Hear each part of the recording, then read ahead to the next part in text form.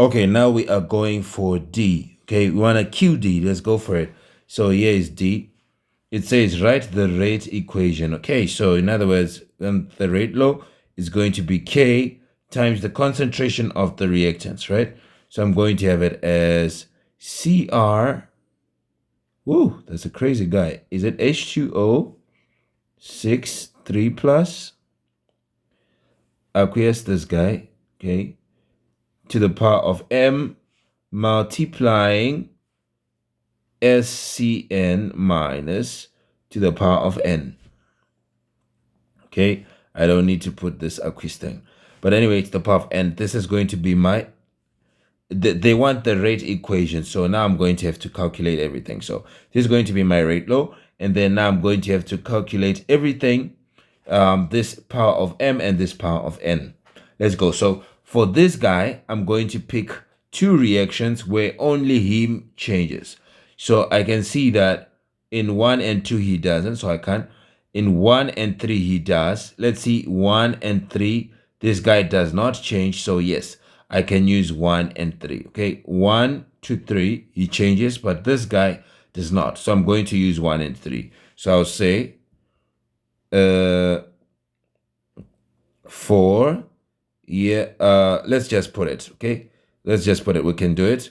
Okay, I can say for this guy now, what I'm going to do, remember what you do is you'd say final concentration. You'd say, what is the final concentration of that guy? 0.050 divided by, what's the initial one? 0.025. And this will be to the power of M is equal to, you can say rate 3 over rate 1. This is U, okay? You can show that you know that it's for rate 3 over rate 1. So you can now say, if you want, you mention that it's for this guy. Let's do it. Let's not be lazy. Let's mention that it's for this guy. So we can say for CrH2O63 plus. We use reaction 1 and 3.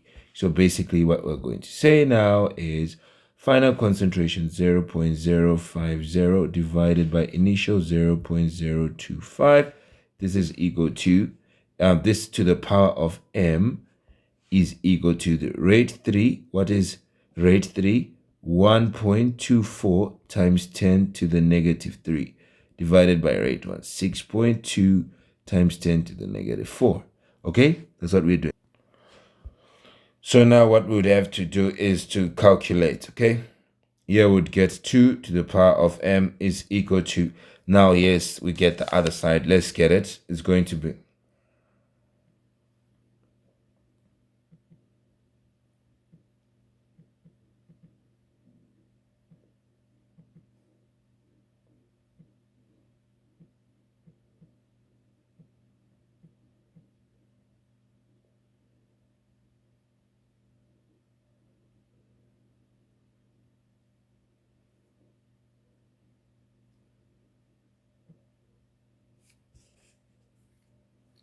on this side, we get 2 again, okay? So now 2 to the power of M is equal to 2, which means 2 to the power of 1. So if the bases are the same, that means the powers are the same. M will be equal to 1.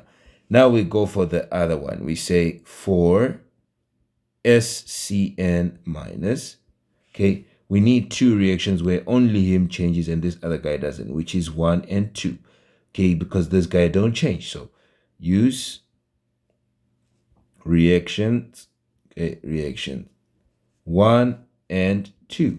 So I will now say concentration of 2 over concentration of 1, 0.060 divided by concentration in 1, 0.030. This to the power of N, because that's the power for this as yet. This is going to be the rate into 1.24 times 10 to the negative 3 divided by rate in 1, 6.2 times 10 to the negative 4, which you get the same things, okay? This is 2 to the power of N is equal to, here we got it as 2 again, which means N is equal to 1. So therefore you write it as rate is equal to K multiplying concentration of CrH2O 6 3 minus to the power of 1, then multiplying SCN minus to the power of 1 again.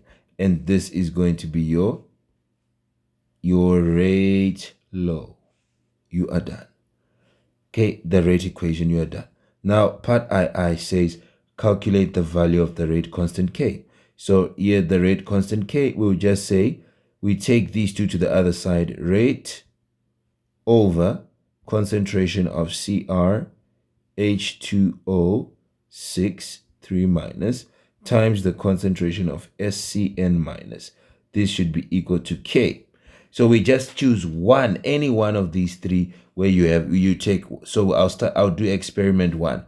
So I'll take the rate 6.2 times 10 to the negative 4 over the concentrations 0.025 times 0.030. Okay, this is equal to K. Okay, this is equal to K. And what am I going to get? Let's put it. So I'm going to say 6.2 exponent, okay, I'll say 6.2 exponent negative 4 divided by 0.025 times 0.030. I'm going to get it as 0.826, okay, or 827. This is my K, 0.827. This is going to be my rate constant K. It's 0.827. And the rate constant is going to be in what units?